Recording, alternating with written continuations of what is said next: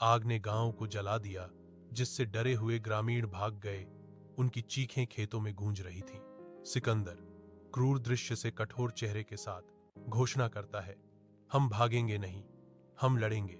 उनके पिता की आवाज अराजकता के बीच शांत जवाब देती है, युद्ध केवल तलवारों से नहीं बल्कि विचार से भी जीते जाते हैं।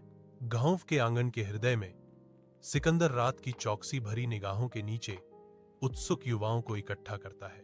मशालें टिमटिमाती हैं, नाचते हुए साये डालती हैं, क्योंकि सिकंदर अपनी योजना का अनावरण करता है।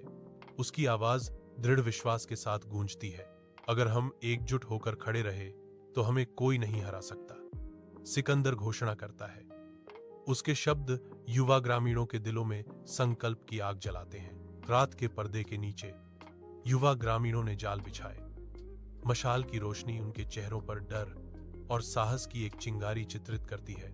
वे रास्तों को अवरुद्ध करते हैं, दुश्मन के घोड़ों के लिए तैयारी करते हैं। उनका छोटा सा गांव अपनी रक्षाहीन उपस्थिति का विरोध करने के लिए तैयार है। दुश्मन की प्रगति लड़खड़ा जाती है, क्योंकि उन्हें एहसास होता है कि गांव सशस्त्र है, एक ऐसी लड़ाई का सामना कर रहा है जिसकी उन्होंने उम्मीद नहीं की थी। दुश्मन गांव पर उतरते हैं, डर से उसके लोगों के दिल दहल जाते हैं।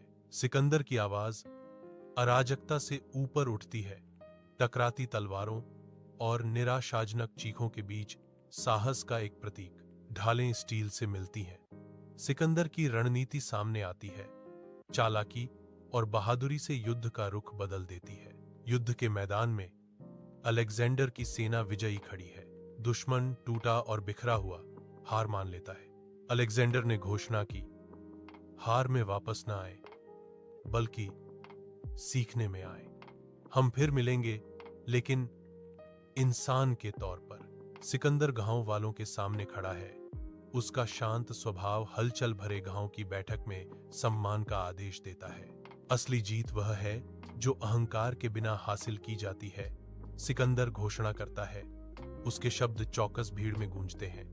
गांव वालों के बीच फुसफुसाहटें गूंजती हैं, सिकंदर के शब्दों में गहरी बुद्धिमत्ता को स्वीकार करते हुए।